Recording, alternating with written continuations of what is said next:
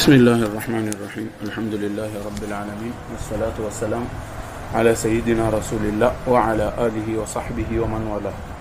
نهاية التعلم والتعليم والتذكر والتذكير والنفع والانتفاع والإفادة والاستفادة، الحث على التمسك بكتاب الله وسنة رسوله، والدعاء إلى الهدى والدلالة على الخير ابتغاء وجه الله وقربه وثوابه سبحانه وتعالى. سبحانك لا علم لنا إلا ما علمتنا إنك أنت العليم الحكيم. اللهم أخرجنا من ظلمات الوهم وأكرمنا بنور الفهم، وافتح علينا بمعرفة العلم، وزين أخلاقنا بالحلم، واجعلنا ممن يستمعون القول فيتبعون أحسن. أما بعد، baada ya kumshukuru Mwenyezi Mungu na kumtakia rehema na amani kipenzi chetu bwana Mtume sallallahu alaihi wa alihi wasallam, tumefika katika madarasa haya katika masharti ama katika maelezo yanayohusiana na Ijumaa. Tulimaliza swala za safari, sio? Sasa tuko kwenye maelezo yanayohusiana na swala ya Ijumaa. Swala ya Ijumaa kuna ile swala yenyewe, kuna na khutba, sio? Sasa swala ya kawaida ina masharti tuliyatanguliza. Sasa swala ya Ijumaa ina masharti ya ziada. Ina masharti ya ziada. Masharti moja kwa swala ya Ijumaa, ile masharti yake ni kwamba huyo imamu lazima atumie imamu, sio? Kule kwenye swala sipoweka swala yake tu haiswihi. Sawa, najua. Yaani maamuma wao sawa. Ndio. Yeye atakuwa ameharibu pale. Naam. Lakini sasa kuna masharti yamezidi. Sasa ndo atazungumzia hapa. Nasema faslun shurutul jumu'ati 6. Masharti ya Ijumaa ni 6. Sande, bismillah. في شروط الجمعة 6. أن يكون كلها في أن تكون كلها في وقت الظهر، وأن تقام في خطة البلد، وأن تصلى جماعة وأن يكونوا 40 أحرارا ذكورا بالغين مستوطنين، وألا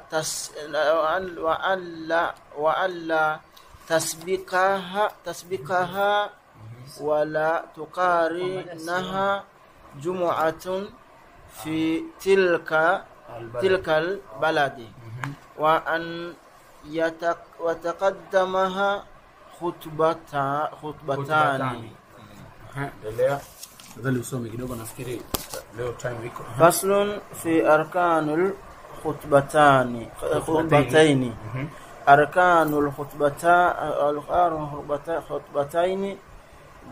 5. حمد الله فيهما، والصلاة على النبي صلى الله عليه وسلم فيهما وسلم فيهما، والوصية بالتقوى فيهما، وقراءة آيات من القرآن في إحداهما، والدعاء للمؤمنين والمؤمنات في الأخيرة. نعم. أسمع شيخ. بسم الله الرحمن الرحيم. فصل في شروط الجمعة، في مشارط الجمعة. نعم. الفاظ، يعني الفاظ جديدة كذا. الفاظ maneno, yani maanisha maana yake vocabulary sio maneno. alfaz watakali maneno mapya, sio? Alfaz jadida, yani fahamu. Sawa.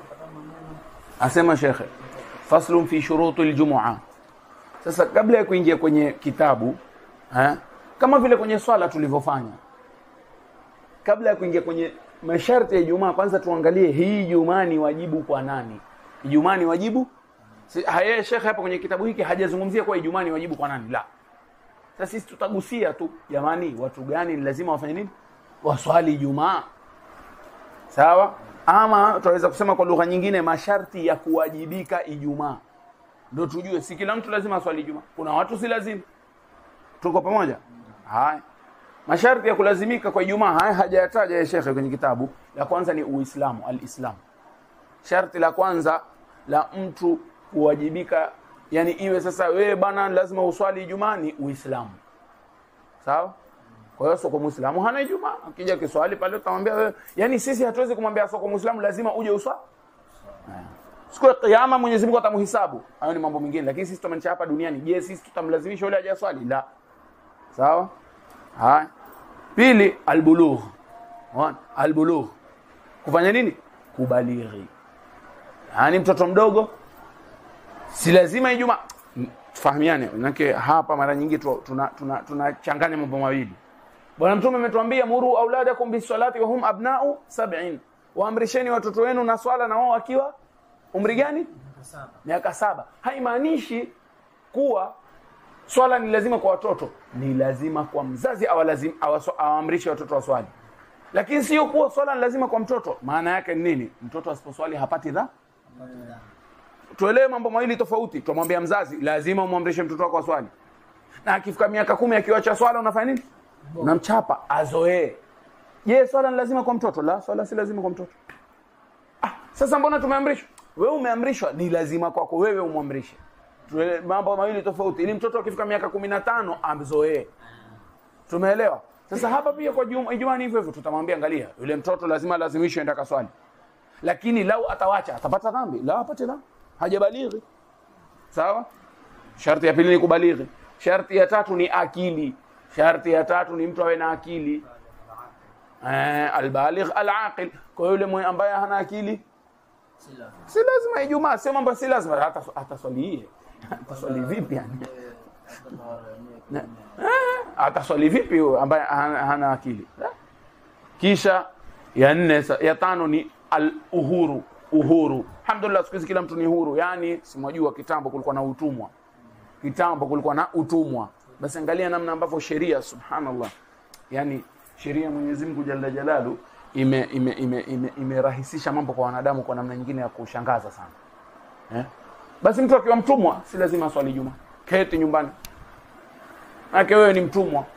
Bosi wako labda anakuhitaji sijui nini. Basi Mwenyezi Mungu ametanazal katika haki yake. Wewe keti nyumbani usiswali Ijumaa. Angalia. Lakini alhamdulillah siku hizi hakuna cha utumwa. Lingine ni adhukura. Adhukura ni wanaume. Swala ya Ijumaa ni wajibu kwa mwanamume. Si wajibu kwa mwanamke. Mwanamke aketi nyumbani aswali nyumbani haina neno.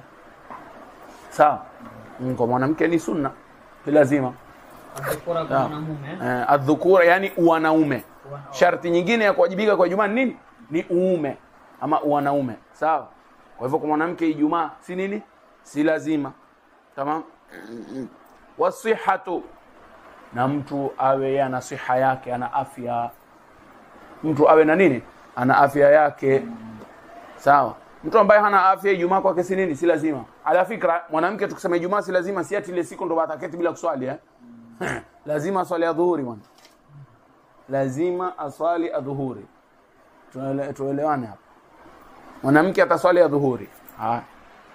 Na pia huyu ambaye afya yake si nzuri, manake tumesema katika masharti ya kuwajibika Ijumaa ni afya. Wewe uwe na nini? Na afya yako. Kwa hivyo yule ambaye hana afya tutamwambia Ijumaa kwake si nini? Si lazima. Sawa? Na hapa si ati afya ati tu akiumwa ukucha tu basi hakuna Ijumaa, la. Wakumbuka pale tukizungumzia masala fulani ya tayammum nikawaambia hivi vitu vitakaririka katika vitabu vya fiqh. Sijui kama wakumbuka mara. Kisema mambo sita yale ambayo akiogopea basi hatotumia maji, atafanya nini? Atatayammum. Sijui kama wakumbuka. Akiogopea nafsi yake. Akiogopea pengine kiungo kikatike ama ogopee kama hivi basi kama maradhi yake alionayo, afya yake hapa iko vibaya, ana maradhi ambayo anaogopa moja yale mambo sita, naomba basi usende wapi? Usende Ijumaa. Si lazima uende Ijumaa. Sawa? na akiwa na uhakika kwa atapata madhara, basi hafai kwenda Ijumaa. Angalia, subhanallah, sheria hiyo. Alhamdulillah. Nakwambia hizi haziko. Hizi haziko kwenye kitabu. Hapa bado hatujaingia kwenye kitabu sisi. Sisi kwanza tuzungumzia tu masharti ya kuwajibika kwa Ijumaa. Haya hajayataja Sheikh. Kisha ya mwisho katika masharti ambayo yani tutazungumzia al-iqama. Yani ni mtu awe ni mwenyeji. Hata si mwenyeji, tuseme mwenyeji. Maana yake itakuja maelezo baadaye. Awe yeye si msafiri. Awe yeye si nani? Si msafiri. Na maana ya kusema yeye si msafiri ni mtu ambaye ataka kuketi pale zaidi ya siku 3. Ametia nia ya kuketi sehemu fulani siku 4 au zaidi. Kwa hiyo mtu lao mfano amekwenda Mombasa lini? Leo ni Alhamisi. Amekwenda Mombasa Alhamisi. Yaani mfano leo ni Alhamisi. Leo Jumatatu, tunasema mfano. Mfano uko Mombasa leo Alhamisi. Kifika Alhamisi, utaketi Mombasa mpaka lini? Mpaka Jumamosi tu. Mpaka Jumamosi. Wewe kwenu wapi? Mimi kwetu ni Kilifi. Amwambia alhamdulillah. Wewe sasa ni msafiri. Ingawa safari si safari ndefu, lakini safari fupi. Amwambia sasa wewe si msafiri bwana. Basi wewe kwako madamu wakati Ijumaa mpaka tu Jumamosi. Leo wakati Mombasa mpaka Jumamosi. Yaani wewe wakati Ijumaa na Jumamosi. Ile Alhamisi haihesabiki, maana yake ni siku ya kuingia. Waondoka lini? Naondoka Jumapili. Jumapili haihesabiki, maana yake ni siku ya kuondoka. Siku ya kuondoka. Kwa hivyo una keti Ijumaa na Jumamosi.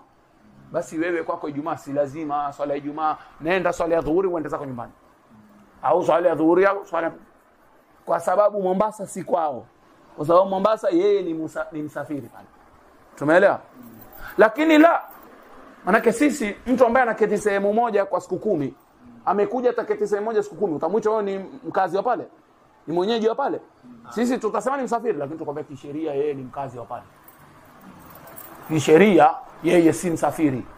Ambaye ataketi siku 10, ambaye ataketi siku 5, kisheria yeye si nani?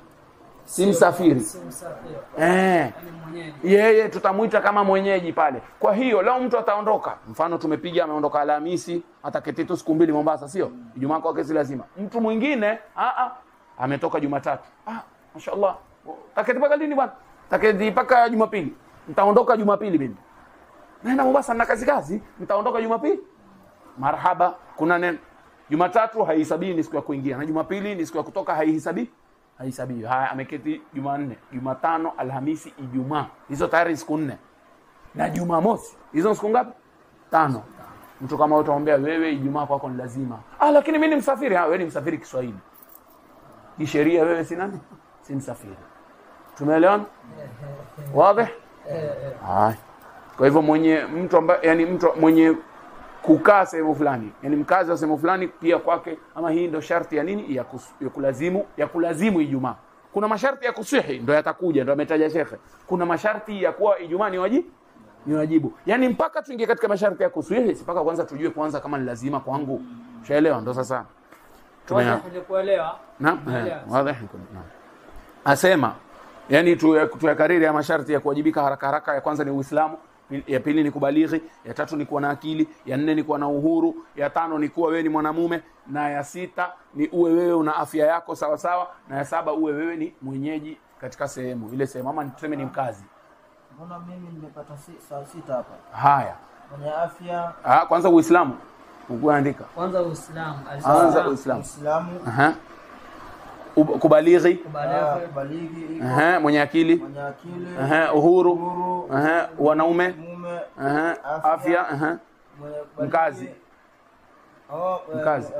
Mwenyeji ndio. Na ngoja. Oya shida mimi sipanga kusema kweli.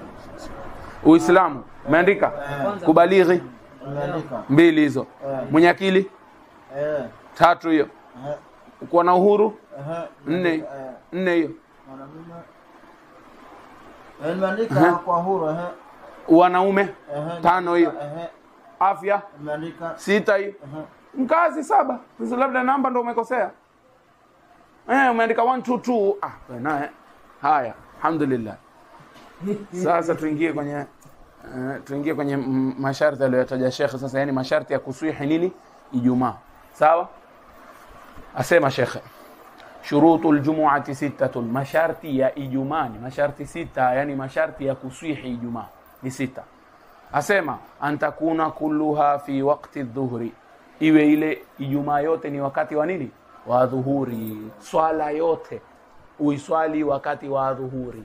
Lau mfano itokee kimungu swala imecheleweshwa mpaka baadhi ya swala ikatokea yani tuseme itabidi tupige mfano, ikatokea baadhi ya swala nje ya time ya dhuhuri, tunakwambia baba hapo badilisheni swala yenu mswali ya dhuhuri. Tuelewana? Mfano tuende na mifano wanadamu. Swala ya dhuhuri yaingia sanga, time ya dhuhuri labda ingia saa 6:15 siku hizi, labda saa 6:15, labda yani mfano yani time ya dhuhuri yatoka saa ngapi? Mfano yatoka tupige, manake yatoka time ya alasiri ikiingia. Sasa tuseme mfano saa 9:30, mfano yani. Kwa hivyo inaingia saa 6:15 na inatoka saa 9 na marhaba. Sio siku bwana tukachelewesha swala ya dhuhuri, tukachelewesha mpaka saa 9, ama khutba masha Allah amekuja mwanachuoni mkubwa, khutba ikawa nzuri, akarefusha. Tumeanza saa 7:30 khutba ikisha ni saa 9:25 kama inawezekana. Nani atabaki basi? Hatubaki, wallahi hatubaki, tutatafuta msikiti mwingine. Kumbuka kile kisa ile mmoja mkwenda ameswali ile swala ya kushikwa mwezi ama kushikwa jua, ile swala huwa yafa ndefu. Basi chuma kimeswali, kimetaka kuswali kwa sunna bwana Mtume sallallahu alaihi wasallam. Sunna bwana Mtume raka ya kwanza kupigia Bakara hapo ipige saundi dakika ngapi? Wewe ni hafidh. Kwa mtu mwenye kusoma haraka, sana, Bakara atapiga kwa dakika ngapi? At least sana hapo kama 30 minutes ama 25. Tena huyo ni anayesoma kama mwizi. Mwenye kusoma kama kawaida, bwana Mtume akisoma kisomo chake sallallahu alaihi wasallam yuasoma kwa kituo, asomi haraka. Anasoma aya ikiwa inataja pepo, anamwomba Mwenyezi Mungu anataka kuingizwa peponi. Aya ikiwa inataja moto, naomba. Sisi hapo ukisoma hivyo almuhim huyo imamu katika miji ya Kiislamu aswali akasema nitaswali kama bwana Mtume sallallahu alaihi wasallam. Raka ya kwanza Bakara. Raka ya pili Ali Imran. Si raka ya pili, kisimamo cha pili, maana huwa visimamo ni viwili katika swala ya kushukua mwezi ile siku tuliswali. Haya. Hiyo karibu masaa 4 swala. Juma kikimaliza kigeuka Juma hakuna mtu. Isipokuwa mtu mmoja. Sema mashallah, wewe una imani sana yahe. Wenzako wote wanafanya nini? Anataka. Akasema mzee, mimi ndo muadhin, mimi ndo nafungua msikiti. Vile singeweza kutoka nikuache. Wa ila minge kwa kwanza kutoka. Hajapita mwambie. Wewe unafanya mchezo bwana. Almuhim, sasa hebu turudi katika masala yetu. Mfano ile khutba, yani ama ile swala imechelewesha, sasa imebaki dakika 5. Tukaanza kuswali Allahu Akbar, imebaki dakika 5, time ya dhuhuri itatoka. Allahu Akbar. Sasa swala kidogo ikarefushwa pia, ikapita dakika 5. Kabla ya kutoa salamu, imamu akishtuka ishafika saa 9:30. Na anajua time ya dhuhuri inatoka saa 9:30. Pale tunaambia endelea swali raka 4. Hamuswali tena dhuhuri Juma nyinyi. Mwaswali nini? Hamuswali tena Ijumaa, mwaswali nini? Dhuhuri. Mwaswali dhuhuri. Manake time ya dhuhuri imefanya nini? Imekwisha. Na tumekwambia sharti la kwanza ni iwe ile swala yote iko katika ndani ya wakati wa nini? Sasa tumeelewa? Swala yote itokee ndani ya wakati wa dhuhuri. Sawa? Ama mfano time imekuwa dhiki sana, zimba dakika 2 tu, khutba imetolewa, labda sababu katika sababu, labda yani mfano, unajua angalia, yawezekana, ingawa kutokea ni nadra. Mungu ametupiga usingizi hapa sote mtaani, tukija tukishtuka saa 8:30 Ijumaa saa 8:30, jamani imekuaje? Haya twende tuoge haraka tutafutane makhatibu, twende bwana tutolee khutba nini. Kija khutba ikianza saa 9:15, haya kipiga khutba yeye naye kumbe hajui khutba ni useme tu khutba ya wajibu, kama tutakavyoona hapa ni kitu kidogo chaweza kufanywa kwa dakika 2. Khutba ya wajibu ni fupi kuliko raka 4 za swala. Tutaeleza, utaona wewe mwenyewe. Tutatoa khutba hata kama mara 10 ukitaka, utaona. Wewe siku moja pale imamu akikosekana usiogope bwana, panda piga hiyo khutba ya lazima. siogope. Tena huko makwetu. Inshallah. Sasa yule imamu, yule khatibu labda hajui kama hutuba inaweza kuipiga haraka haraka. Akaenda pale ameanza kidogo mawaidha. Ewe akishtuka time, akimaliza hutuba time imebaki dakika 2. Dakika 2 zinatosha raka 2? Hazitoshi. Sasa yani ni mfano, inaweza kuwa zatosha, uhakika mambo ni kwa zatosha. Lakini dakika 2 si mfano hazitoshi raka 2. Sasa afanye nini? Tuambie angalia. Imamu wawageukie wale. Bwana hatuhirimii Ijumaa leo twaswali adhuhuri. Manake time imekuwa dhiki. Tumeelewana? Wakipiga takbira wanatia nia, hawatii nia tena Ijumaa, wanatia nia ya adhuhuri. Kwa sababu time imekuwa dhiki. Na Ijumaa haiswaliwi nje ya time ya adhuhuri. Allahu a'lam. Antakuna kulluha fi waqti dhuhri. Na iwe ile yote iko katika wakati wa nini? Wa adhuhuri. Kisha asema shekhe wa antuqama antakuna kulluha fi waqti dhuhri, iwe ile Ijumaa yote, swala yote iwe itokee katika wakati wa dhuhuri. Kisha pili akwambia wa antuqama fi khittati albaladi, wa antuqama fi khittati albaladi, na isimamishwe ile Ijumaa katikati ya mji. Isimamishwe katikati ya mji, sio isimamishwe nje ya mji. Mfano mji wa Mombasa ule, ije Ijumaa isimamishwe nje kabisa ya mji, zile sehemu za kando kando haisihi. Isimamishwe antukama fi khittati albaladi, isimamishwe katikati ya mji, baina ya majengo. Sawa? Isimamishwe katikati ya mji. La ilaha illa Allah. Kisha asema wa antusalla jama'atan, wa antusalla jama'atan, na iswaliwe kwa jamaa. Iswaliwe kwa nini? Kwa jamaa. Swala ya Ijumaa iswaliwe kwa jamaa, hususan raka ya kwanza. Hususan raka ya kwanza. Yaani mfano khatibu atoe khutba kisha malize, maana yake adhuhuri mweza kuswali kivyenu, sio kila mtu anaweza kuswali kivyake. Bas anapiga Allahu akbar, kila mtu akaswali kivyake, haisihi swala. Lazima swala ya Ijumaa iswaliwe kwa jamaa, hususan raka ya ngapi? Ya kwanza. Sasa lau ataswali raka ya kwanza jamaa, kisha raka ya pili kila mtu akatia nia anaswali kivya, swala imesihi, haina nini? Swala imesihi, haina wasiwasi kabisa. Raka ya kwanza lazima iwe kwa nini? Kwa jamaa. Wa antu salla jama'atan, na iswaliwe jamaa. Haya, wa an yakunu 40 ahraran dhukuran balighina mustawtinina. Wa an yakunu 40, na wawe ni watu 40. Hiyo jamaa ambayo tumesema hapa iwe jamaa ya watu wangapi? Ya watu 40. La kwanza hilo jamani, hebu tuliangalie uzuri. Kwanza iwe ni jamaa, sio? Sasa jamaa yenyewe nakwambia wa an yakunu, na wawe hao wanaoswali 40, wawe ni watu wangapi? 40. Kwa hivyo jamaa chini ya 40 haiswihi. Ijumaa chini ya watu 40 jamani haifanyi nini? Haiswihi. Ijumaa watu 11, 12, 13, watu 30 haiswihi. Haiswihi. Sasa ustadhi, mara nyingine tutatoka twende miji, tutatoka twende da'wa, waislamu ni kidogo, tufanyeje?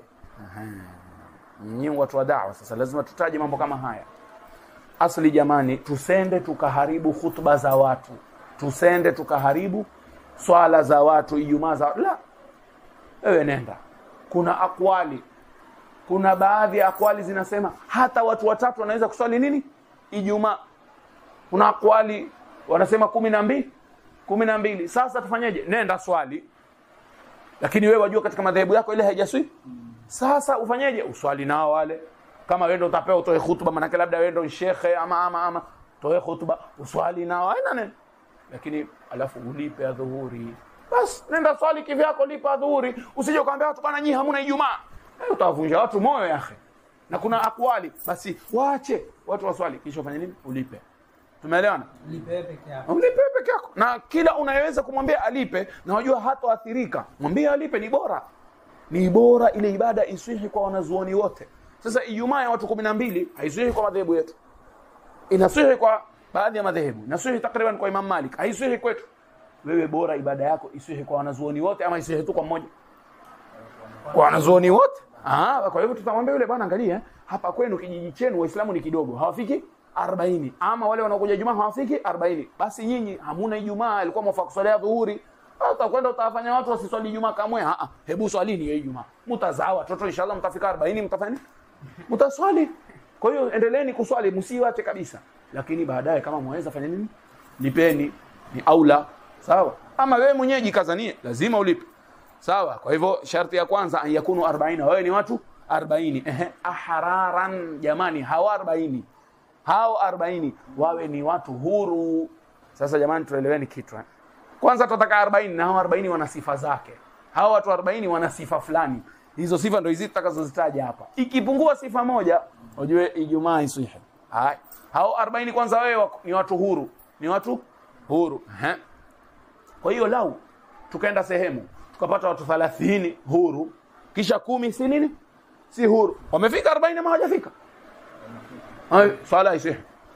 Ijumaa isihi. Ijumaa isihi. Ahraran, yani wawe ni watu ambao ni huru. Haya. Twende. Dhukuran. Wawe ni wanaume. Haya, hili pia latokea sana. Wawe wanaume. Hawa 40 wawe ni wanaume. Haya. Uende sehemu upate mashallah wanaume 30 walihudhuria Ijumaa. Wanaume 30 wanawake 10. Haisihi. Manake wale 40 sisi tunataka wawe wanaume pia. Hapa si wanaume. Kwa hivyo tumwambie Ijumaa isihi. Sasa nikipata kama hivyo nifanyeje? Tukwambia vile vile. Swali nao kisha baadaye ufanye nini? Ulipe. Ulipe adhuhuri yani. Balighina, angalia tena sharti nyingine. Na hizi zote zaweza kuwa inshallah, lakini hiyo ya mwisho inakuja. Balighina, wao wamefanya nini? Wamebalighi. Mtoto wa miaka 12, mtoto wa miaka 11, mtoto wa si lazima nini? Si lazima swali etwaje? Si lazima, astaghfirullah. Mambo ya si lazima ishapita. Tumaanisha haisabihi katika wale 40. Haisabihi katika. Kwa hivyo tupate wanaume, mashaallah. 40 wanaume. Lakini katika hao 40, 30 wamebalighi, 10 hawajabalighi. Tutakwambia Ijumaa isihi. Kwa ajili tutaka 40 wote wewe wamebalighi. Jamani, si ati lau tukapata 50 wamebalighi na 50 watoto, swala inasihi. Swala ya wale watoto inasihi. Inasihi. Nzuri. Hapa naona mmeelewa, ndio. Inasihi ile swala. Sisi tuwasema lau tukapata watu hawa watoto wanahesabika katika wale 40, tukamwambia nimekula kwenu nyote. Haya, mwisho sasa kwambia mustautinina. Mustautinina. Nini maana mustautinina? Dhukuran. Balighina. Waliobalighi. Wanaume waliobalighi ndio. Dhukuran, balighina. Kisha mwisho kwambia mustautinina. Mustautinina maana yake nini? Haya. Sisi ndugu yangu tuliposoma katika fasli na maelezo ya swala ya kusafiri, kuna mtu anaitwa muqim, ama tuseme kisheria kuna mtu anaweza kuitwa muqim, na kuna mtu ni musafir, na kuna mtu ni mustautin. Kuna mtu ni muqim, na kuna mtu ni musafir, na kuna mtu ni nani? Mustautin. Katika masharti ya Ijumaa tumesema mtu awe nani? Masharti ya kuwajibika Ijumaa. Awe Muislamu. Ile sharti ya kuwa yeye awe ni mkazi wa pale, sio? Awe yeye ni mkazi wa pale. Sawa? Yule anaitwa muqim. Anaitwa nani? Muqim. Sawa? Haya, muqimun ni mkazi wa pale. Kisha kuna musafir. Musafir ni msafiri. Sawa? Mkazi ni mtu anayeketi sehemu zaidi ya siku 4. Anayeketi sehemu zaidi ya ametia nia kuketi sehemu zaidi ya siku 4, anaitwa mkazi wa pale kisheria. Sawa? Msafiri ni upi? Anayeketi sehemu chini ya siku 4. Mustautin ni nani? Chini ya siku 4. Yaani siku 3. Mustautin ni nani? Mustautin ni mtu ambaye anaishi sehemu hatoki. Yaani utasema ni mwenyeji. Mustautin ni mwenyeji. Hili neno ambalo utasema ni kisheria ndo maana yake ni hii. Mustautin ni mwenyeji. Maana yake mwenyeji hapa tunaokusudia ni mtu hasafiri kutoka ule mji. Yaani yeye pale haondoki isipokuwa kwa dharura. Haondoki jua likija, mvua ikija, yani msimu wa kiangazi, sijui kipupwe, hasafiri yeye isipokuwa kwa dharura. Hasafiri isipokuwa kwa dharura. Sasa tujiangalie. Sisi tunaingia katika grupu gani ndugu zanguni hapa? Scout nani mtu ambaye amekita kambi? Hapo Swahili huyo. Mtu ambaye amekita kambi pale. Niko. Si eti tu amekita kambi. Yaani yeye kwa akili yake ilikuwa ataishi pale milele. Isipokuwa kuna dharura, leo ni mgonjwa, kesho naenda kuzuru fulani, kesho haya, sisi tutaingia wapi katika haya makundi matatu? Sisi ni wasafiri. Sisi hapa. Yaani kama hapa. Hapa sasa. Sisi ni wasafiri. Sisi ni wasafiri. Haya. Sisi ni mustautinina. Sisi tumekata kambi hapa, hatutoki. Sisi tuko hapa wengi yani. Sisi tuko hapa kwa lengo. Umekuja kusoma miaka 10, miaka 30, umekuja kusoma miaka 40. Utarudi kwenu? Ndio nitarudi kwetu. Basi wewe si mustautin. Basi wewe sasa wale wanao 40 wanao inaosuhi Ijumaa kwao lazima wewe nani? Kwa hiyo tukaenda msikitini. Madrasa yote na watoto wote hawa watoto wako karibu 60. Labda tuseme wote wamebalighi. Na sisi tunaohudumikia tukaenda pale. Sisi ndo tukajaza swala ya Ijumaa. Swala inaswihi? Haiswihi. Lakini sisi sio wasafiri. Ndio nyinyi sio wasafiri. Tutakwambia Ijumaa ni lazima, lakini hamuhesabii katika wale 40. Tumeelewa? Na utapata miji mingi uhakika wa mambo zama hizi zetu. Kwanza hicho kigezo hicho kina shida. Miji mingi watu wanakwenda, yeye amekwenda pale atafanya nini? Mimi nimeenda kikazi ya miaka 10, miaka 5, miaka 5. Mara nyingi ni hivyo. Lakini kama tulivyosema, tusiharibu Jumaa za watu. Sisi tuswali, kisha wewe mwenye uwezo lipa ile swali ya dhuhuri. Tumeelewana eh? Tuko pamoja? Hai. La ilaha illa Allah Muhammadur Rasulullah. Mustautinina. Kisha asema mwenyeji anaitwa muqimun. Mwenyeji mkazi ndo tunamuita muqim. Mwenyeji ni zaidi ya mkazi tuseme. Mimi nimejaribu kutofautisha kuwa mwenyeji ndo huyu mustautin. Amekita kambi, huyo ndo mwenyeji. Lakini mkazi, huyu ni mkazi wa pale, yani anaketi zaidi ya siku 4, huyu ni muqim. Shaelewa. Kwa hivyo muqim ni mkazi. Lakini ukitaka kumuita mwenyeji, wewe bora tu uweze kutofautisha. Bwana huyu ni anayekaa zaidi ya siku 4. Huyu ni yule ambaye haguri, hataki kurudi kwao. Yaani pale ndo kwao tuseme. Mustautin. Ndio hapa akwambia mustautinina. Lazima hao 40 wawe nani? Mustautinina. Asema Sheikh, wa an la tasbiqaha. Sasa hii sharti nyingine. Akwambia wa an la tasbiqaha wa la tuqarinaha jumu'atun fi tilka albalad. Wa an la tasbiqaha wa la tuqarinaha jumu'atun fi tilka albalad. Iko hiyo kwenu sio?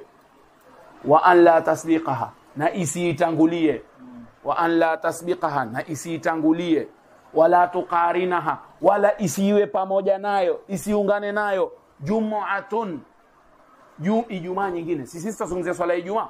Mfano sasa tuzungumzia swala ya Ijumaa hapa Safia Center. Tukwambia hii swala ya Ijumaa ya Safia Center katika masharti ya kusihi ni isitanguliwe ama isiungane na Ijumaa nyingine katika mji ule ama katika kijiji kile.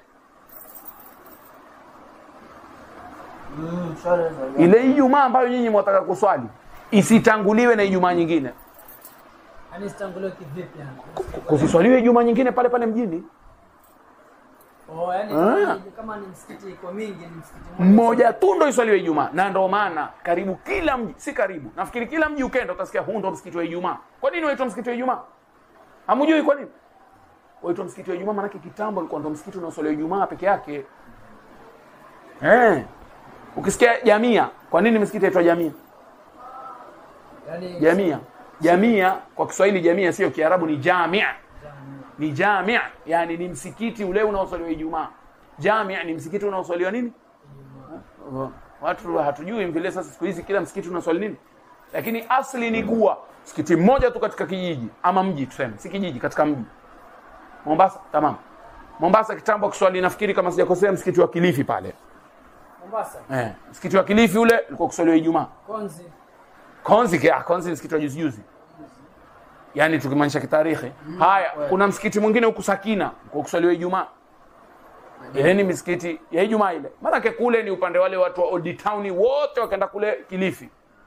Si mji wa kale, ni wakaenda kule Kilifi. Kisha huku upande huu mwingine sijui Mwembe Tayari na nini wakiswali wapi? Sakina. Jamia hii. Hivyo. Tunaona kila mji kuna jamia ya Mombasa nafikiri Sakina ndio inaitwa jamia. Nairobi kuna jamia mosque. Na msikiti ndio ulikuwa msikiti wa Ijumaa kitambo. Shaona. Siku hizi kila anayejenga msikiti ataka Ijumaa. Ngoja tutakuja tueleze sasa hivi hapa. Kwa hivyo Ijumaa zikiwa mbili katika mji, ile ile utangulia ndio imeswisi, ile ile chelewa imekula kwenu. Ijumaa ni moja katika mji, Ijumaa ni moja katika mji, Ijumaa ni moja katika mji. Na kama mfano sehemu Ndo tunakuja, sio na wasiwasi. Tunakuja. Sheria imekuja, ni sheria inayofahamika hata kiakili. Sasa wewe wasema Ijumaa iwe moja, sisi wengi mashaallah, Waislamu tulioko ni wengi, hatutoshi sehemu moja. Sasa tutakwambia sasa ikiwa hamutoshei sehemu moja, muna ruhusa ya kuongeza Ijumaa ya pili. Mfano, sote tuweza kutoshea katika uwanja fulani. Nipige mfano Tononoka. Kama unajua uwanja wa Tononoka. Unajua?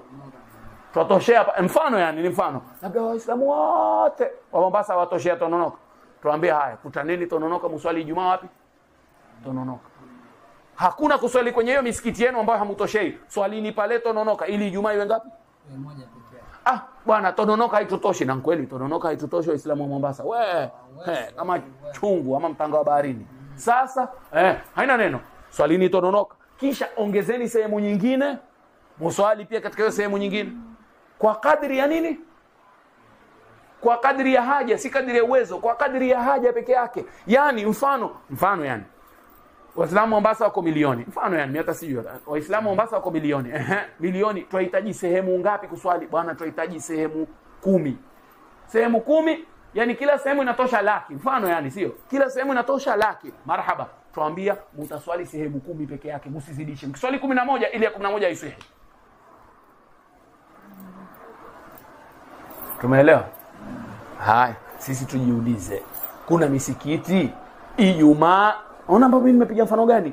Uswali hata kwenye uwanda. Ijumaa si lazima uswali msikitini bwana. Sasa sisi tuna misikiti mingi ambayo Ijumaa hata haijai. Mimi nishawahi kuswali, subhanallah. Msikiti laini ni 2. Msikiti ni mkubwa, laini 2 au 3. Kisheria haisihi. Kisheria haisihi. Sasa ufanyeje? Wewe swali ile Ijumaa yale tuliyokariri. Swali kisha ulipe. Na hii hali tulionayo, kusema ukweli, hali tulionayo ni hatari sana. Utapata tukenda kwa madhehebu ya Imam Shafi'i inavyostahiki. Ijumaa zetu nyingi hazisihi, maana yake hatujaangalia tutatoshea katika uwanja fulani. Na kama nilivyosema, lao tukapata sehemu, si lazima msikiti, sehemu ambayo tutatoshea sote, lazima tuswali pale. Na kuongezeka kwa Ijumaa, yani tumesema Ijumaa hazifai kuwa 2. Lakini ikiwa sehemu ni dhiki, yani hatuwezi kuswali kwa pamoja, basi unaweza kuswali sehemu 2, 3, 4 kwa kadri ya nini? Ya haja. Sio zaidi hapo. Ikiwa tunahitaji 6, usiswali 7, ile ya 7 haisihi. Tunahitaji sehemu 6 mfano. Tunahitaji miwanja 6 kwa mfano, miwanja ya mipira 6. Uwanja Tononoka, sijui stadium, sijui Mbaraki, sijui uwanja. Wewe tuhesabu yani. Taban ingawa Mombasa kitambo, miji ya kitambo ilikuwa midogo kuliko miji ya sasa. Mombasa yani kitambo ilikuwa labda kama miji 5 ama miji 6 ama miji 7. Ukilinganisha ile zamani. Yani Mombasa sasa hii ni mji mmoja, lakini uhakika mambo kitambo ilikuwa Mombasa yani mji mmoja ni sehemu ndogo yani. Ushaelewa? Kwa hiyo yani pale hata mtu akiwa kwa mfano Kibokoni kukiadhiniwa, mtu akiwa Mwembe Tayari anasikia? Hasikii. Hata kwa speaker hasikii. Je, bila speaker? Sasa yule wa Mwembe Tayari tuambia wewe hukumu yako ni huku kwenu. Wewe wa Kibokoni hukumu ni kwenu Kibokoni. Sasa Kibokoni, ile Kibokoni mfano, kisha unaambia Kibokoni kuna Ijumaa karibu 5. Jamani, simeweza kukutana Makadara mkaswali. Twaweza swalini Makadara. Wallahu a'lam. Wa la tasbiqa wa la tuqarinaha jum'atun fi tilka albalad. Sawa. Yani tafsiri wa an la tasbiqaha, na isitangulie. Yani isitangulie hiyo Ijumaa yenu ambayo mtakuswali, isitangulie, wala tuqarinaha, wala isiwe pamoja nayo jum'atun, Ijumaa nyingine, fi tilka albalad, katika mji huo. wala tuqarinaha, isiungane nayo. Jum'atun fi tilka albalad, Ijumaa nyingine katika mji huo. Sawa? La ilaha illa Allah Muhammadur Rasulullah. Na tukisema isitangulie, kutangulia vipi yani? Yani kule kutangulia tunaangalia Ijumaa iliyotangulia kwa upande gani? Hutuba ya kwanza. Yani tukisema msikiti huu umetangulia msikiti mwingine, maana yake imetangulia wapi? Kuisha ama kuanza ama katikati? Sio kama mnaelewa. Ima ni kuisha kwa swala ama ni kuanza kwa swala ama ni kuisha kwa hutuba ama kwa ni wapi? Kwambia ni imamu kutamka re katika Allahu Akbar. Imamu msikiti wetu akitamka re kabla ya imamu msikiti mwingine, tunasema hutuba yetu imetangulia. Hata kama labda yeye atarefusha swala yetu iishe kuliko swala ya Ijumaa nyingine. Kwa hivyo wewe kama mjanja msoma fiqh, fanya Allah. Wewe ndio kwanza kusema Allahu Akbar, basi Ijumaa hiyo utakuwa ile Allahu Akbar, ile re ya kwanza swala. Pale ndo tunaangalia sisi. Pale ndo kigezo cha kujua je, Ijumaa imetangulia ama imetanguliwa. Tuko pamoja? Wazi? Hai. Asema Sheikh an la tasbiqaha wala tuqarinaha jum'atun fi tilka albalad. Tilka albalad katika mji huo. Katika mji huo. Haya, wa an yataqaddamaha khutbatani, wa an mji ndio. Wa an yataqaddamaha khutbatani, na hiyo swala ya Ijumaa itanguliwe na khutba mbili. Katika masharti ni swala ya Ijumaa itanguliwe na khutba mbili. Sawa? Basi ndo masharti ya Ijumaa kwa ufupi. Kisha khutba zenyewe mbili ndo zinakuja, tutazungumzia sasa hivi. Wala tuqarinaha, na isiwe pamoja naye, isiungane nayo. Sio wakati mmoja. Yani imamu wa msikiti wao amesema Allahu Akbar, na ule msikiti mwingine pia wakati ule Allahu Akbar, mbili zikawa pamoja. Mwambie haisihi. Sawa? Kwa hiyo lao sisi tutaswali, tukaona shaka, msikiti Ijumaa yetu imekuwa ndo ya kwanza ama ya msikiti mwingine, hatuna uhakika. Mwambie lazima murudie. Lazima murudie Ijumaa kama yawezekana. Kama yawezekana swalini ya dhuhuri. Haya, tumeswali, hatuna uhakika. Jamani, udhuru uko waku inaitwaje? Waku swali Ijumaa. Waku inaitwaje? Wakuwa Ijumaa ni nyingi, udhuru uko. Huu udhuru unatosha? Tunashuku yani. Kama hakuna udhuru, moja kwa moja tutakwambia mfanye nyinyi kuswali Ijumaa nyingi. Kwa hivyo ile Ijumaa ile ya kwanza ile sahihi ndio imekula kwenu, nyinyi mlobakia swali nini? Adhuhuri. Sasa je, mimi nashuku. Udhuru uko wa kuswali Ijumaa wa kukariri, yani wa kuswaliwa Ijumaa nyingi ama hakuna? Ikiwa huna uhakika, washuku, nakwambia swala yenu ya Ijumaa haijaswihi. Kwa hivyo nendeni mkaswali adhuhuri. Situlete mchezo. Kuna machezo bana. Wa an yataqaddamaha khutbatani, na itanguliwe ile swala yenu ya Ijumaa itanguliwe na khutba mbili. Khutba mbili. Kisha asema faslun fi arkani alkhutbatayn. Sasa hapa atazungumzia shekhe nguzo za nini? Za khutba mbili. Hizi nguzo za haraka inshallah tuzipitie haraka. Asema shekhe arkanul khutbatayn khamsatun. Arkanul khutbatayn khamsatun. Nguzo za khutba mbili ngapi? 5. Nguzo za khutba mbili ni 5. Haya jamani, ndio mjue. Yani kabla ya kuingia kwenye hizi nguzo, nikupe mfano tu wa khutba. Mfano wa khutba ya Ijumaa kwanza sasa kwa Kiarabu. Alhamdulillahi rabbil alamin wassalatu wassalamu ala sayyidina Muhammadin wa ala alihi wa sahbihi wasallam. Usikum wa nafsi bi taqwallah. Qala ta'ala wal 'asri innal insana lafi khusr illa alladhina amanu wa 'amilus salihati wa tawasaw bil haqqi wa tawasaw bis sabri. Shana keti kidogo. Kisha naamka. Alhamdulillah wassalatu wassalamu ala sayyidina rasulillah wa ala alihi wa sahbihi wasallam. Usikum wa nafsi bi taqwallahi faqad faza al muttaquna. Kisha Allahumma ighfir lil mu'minina wal mu'minati. Khutba imekwisha. Hata haijachukua dakika moja nafikiri ama dakika 2. Khutba ishakwisha. Hiyo ndo khutba. Naona khutba ilivyo rahisi. Ndio hizi nguzo. Arkanul khutbataini, nguzo za khutba mbili ni 5. Ya kwanza kwambia hamdullahi fihima, ni kumhimidi Mwenyezi Mungu katika hizo khutba mbili. Lazima umhimidi katika khutba mbili, ile ya kwanza na ya pili. Sawa? Na lazima utumie neno alhamdu jamani. Ima useme alhamdu au ahmadullah au nahmadullah hamdan li rabbin khassana bi Muhammad, lakini lazima iwe hamada. Himdi kwa Kiarabu tena itakuja baadaye, masharti ya khutba mbili itakuja. Kwa sasa tujue hizo nguzo hizi zote lazima ziwe kwa Kiarabu. Nguzo lazima ziwe kwa Kiarabu. Ndio maana mmeona ustadhi chini anatoka kwa Kiswahili kisha anapanda juu anatoka kwa Kiarabu. Kwa sababu pale juu ndo khutba, ile ya chini mawaidha tu. Tumeelewana?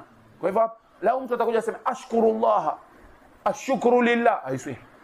Lazima aseme alhamdulillah. Sawa?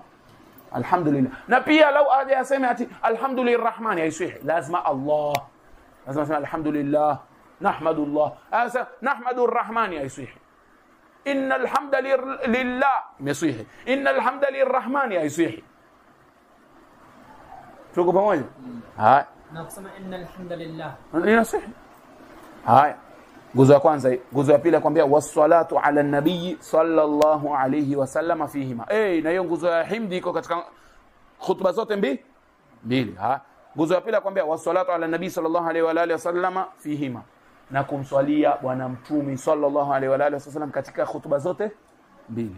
Ni wajibu, ni nguzo. Sawa? Na hapa kuna ishkali. Ishkali yenyewe iko wapi? Kumswalia mtume, maulama watuambia lazima umswalie kwa jina lake. Haya, lazima umswalie. Leo nitapa itaje mtihani ama test. Ama si test yani.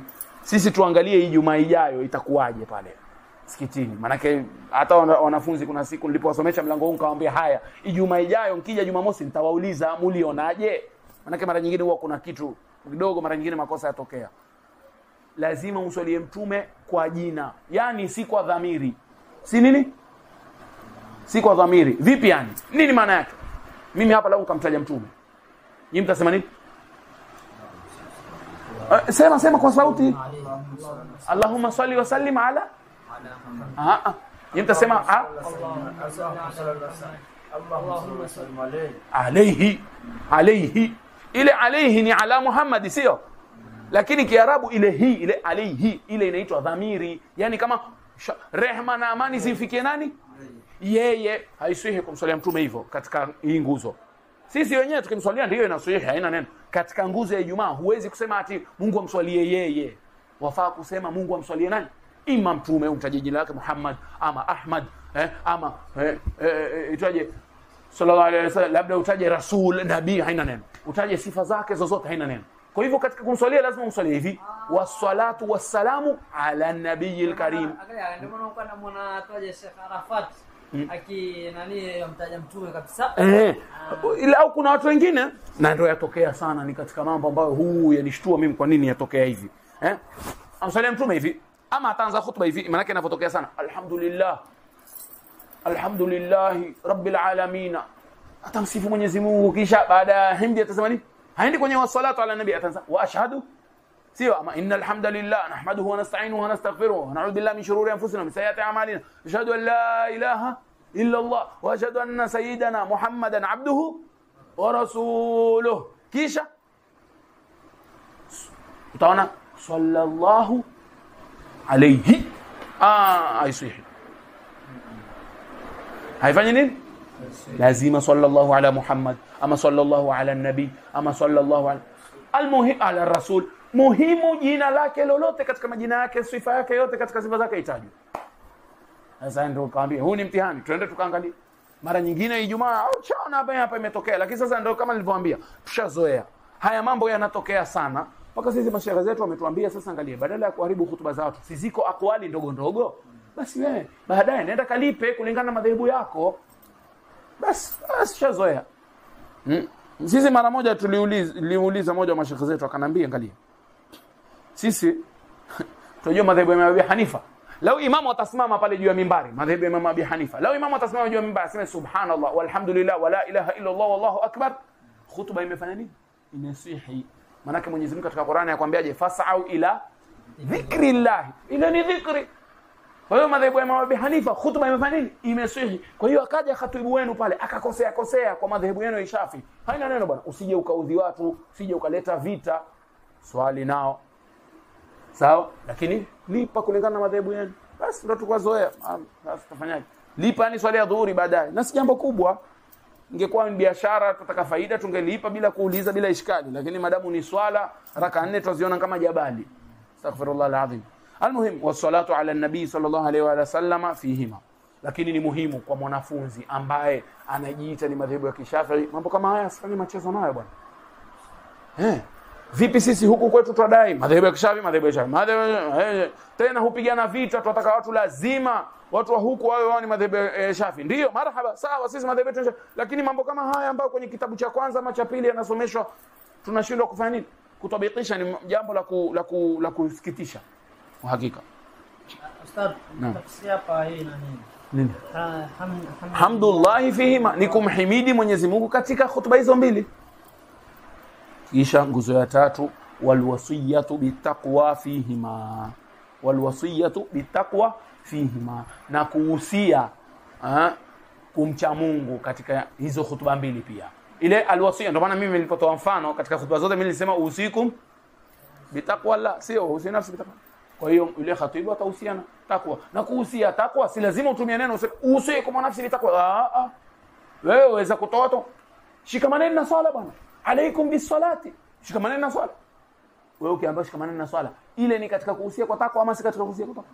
Basi acheni riba, ni katika kuhusia kwa takwa ama si katika kuhusia kwa takwa? Imetosha. Si lazima usiku kama kwenye himdi tulisema lazima alhamdulillah, sio? Kwenye kumswalia mtume lazima sala ala nabii kwa jina, sio? Hapa si lazima ati usiku wa nafsi bitaqwa Allah, la. Wama khalaqtu naam, kama kuhusia ama yani kama utaitumia kama wasia sawa, haina neno. Yani bora iwe ni mawaidha wa ima umwambie mtu afanye taa ama awache nini? Maasiya. Ndio kuhusia kwa takwa. Kwa hivyo walwasiyatu bitaqwa fihima, na kuhusia kwa takwa katika zile khutba mbili. Kisha akwambia wa qira'atu ayatin min alqur'ani fi ihdahuma, na kusoma aya ya katika Qur'ani katika moja zile khutba mbili. Si lazima usome katika khutba zote, aya moja tu yatosha, aya moja, lakini aya yenyewe na masharti. Kwa maana mimi katika mfano wa khutba nilipokuwa natoa khutba nilisoma wal asri yote, sio? Aya yenyewe ina sharti, ile aya utakayosoma lazima iwe inafahamika, lazima iwe inafahamika. Na baadhi ya maulama wetu akishafia wakwambia lazima iwe kamili, lazima iwe kamili. Lao atasoma nusu aya, mfano aya ndefu, nifikiria aya ndefu, la ilaha illallah muhammadur rasulullah, semaje ile? Acha ile aya deni, ile aya deni ndefu sana. Kuna hii aya ile aya عليها 19 وما جعلنا اصحاب النار الا ملائكه وما جعلنا عدتهم الا فتنه للذين كفروا, paka mwisho. Ile aya mtu aisome nusu, imefahamika, ndio maana yake imefahamika, lakini aya maana yake karibu laini 3 au 4. Tukwambia angalia bwana, madamu umesoma nusu, baadhi ya maulama wakwambia haiswihi ndani ya madhehebu yetu. Kwa hivyo ni khilafu ndani ya madhehebu, lakini baadhi wakwambia inaswihi madamu inafahamika. Lakini wengine wanasoma aya alafu wanasoma aya. Sasa ile huwa yeye sio nguzo ile. Ile si nguzo ile, yeye ametoa aya ili yeye pale hajakusudia nguzo. Yeye ametoa aya kama tu kuleta kama dalili ya kitu ama aya. Mara nyingi utaona atasemaje la ilaha illallah muhammadur rasulullah, atasemaje ile qul haqq wa huwa qawl fa idha quri'a alquran fastami'u lahu wa ansitu, sio? Wa idha qara'ta alqur'ana fasta'id billahi minash shaitanir rajim. Kisha ndo ataleta nini ile aya, kisha pale ndo ile amekusudia nguzo mara nyingi. Shaona maana yake pale mwanzo akisema usikum nafsi bi taqwa Allah, pale aweza kuambia faqad faza almuttaqun, qala ta'ala wala tamutunna illa wa antum. Ile si aya kamili, pale hajakusudia nguzo. Ama aya nguzo lazima afanye nini? Mara moja tu akishataja, sawa? Kwa lazima iwe inafahamika, lazima iwe inafahamika. Na hiyo aya ni katika hutuba yoyote katika zile mbili, si lazima hutuba zote mbili, moja katika zile hutuba mbili. Nakwambia hapa wa qira'atu ayatin, angalia hizo nguzo, nakwambia wa qira'atu ayatin, na kusoma aya fi min alqur'ani, kutoka katika Qur'ani, fi ihdahuma, katika moja ya khutba mbili, katika moja ya uona hizi nguzo tatu za kwanza amekwambia fihima katika khutba zote mbili. Hapa kwambia fi ihdahuma, katika moja ya zile nguzo mbili. Tumeelewana? Sawa? La ilaha illa Allah Muhammadur Rasul. Na bora ile aya iwe katika khutba ya kwanza. Bora ile aya iwe katika khutba ya kwanza. Na ndio maana utaona wengi mashallah mwisho wa khutba ya kwanza ndio wanasoma aya, sio? Naam. Bibi, ya pili ni gani? Ni hapa. As-salatu ala nabii hiyo. As-salatu ala nabii sallallahu alayhi wasallam. Sawa? La ilaha illa Allah Muhammadur Rasulullah. Na bora ile aya iwe katika khutba ya kwanza. Bora aya iwe katika khutba ya kwanza. Kisha amalizia hapo shamaliza bwana. Haya, sasa amalizia nguzo ya mwisho, asema waddu'a lilmu'minina walmu'minati fil akhirah. Na dua imamu awaombee waumini wa kiume na wa kike katika khutba ya pili. Lazima hii dua iwe katika khutba ya pili. Haisihi iwe hii dua iko katika khutba ya kwanza. Lazima dua iwe katika khutba ya pili. Lazima khutba iwe dua iwe katika khutba ya pili. Sawa? Na kutaja wanawake si lazima. Akitaja tu waumini moja kwa moja, wanawake wanafanya nini? Wanaingia pale. Sawa?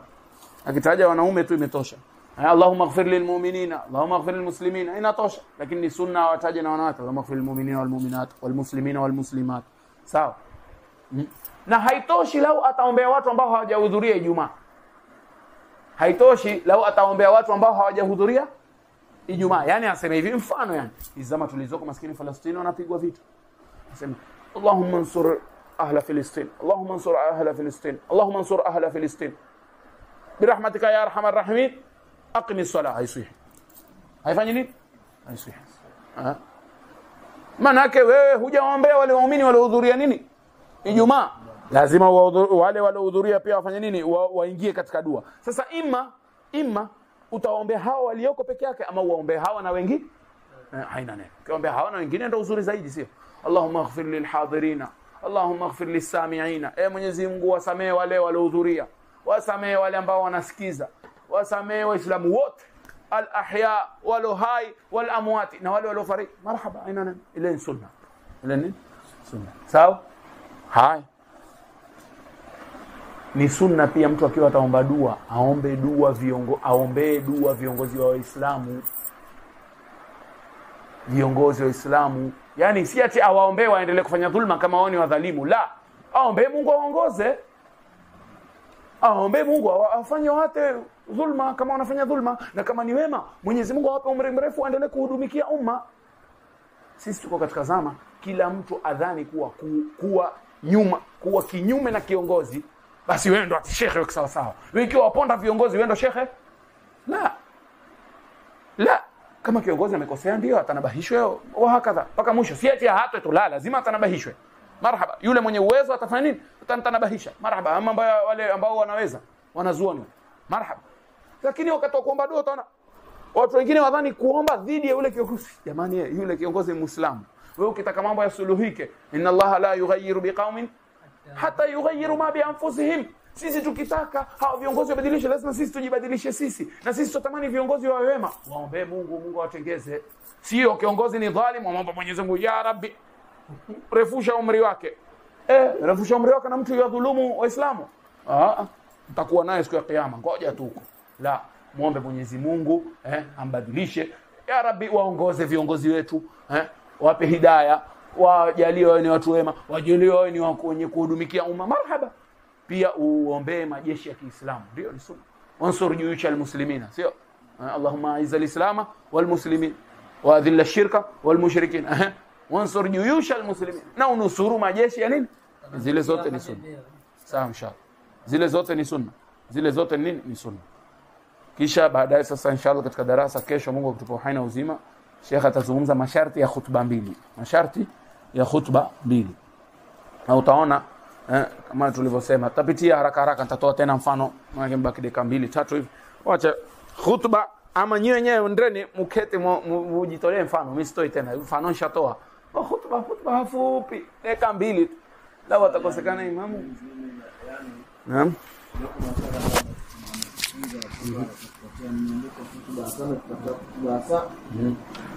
Ilikuwa kuhifadhi na ilikuwa nimehifadhi lakini kusahau. Aina. Sasa almuhimu yani hii haihitaji kuhifadhi. Mimi nasema hii ni kwa ajili ya dharura. Ile kwa ajili ya dharura. Naam. Ile kwa ajili ya dharura. Sawa, inshallah kesho tutazungumzia sasa masharti ya khutba hii. Sallallahu alaihi wasallam Muhammad an-nabiy al-ummi wa ala alihi wa sahbihi wasallam. Alhamdulillah awwalan wa akhiran.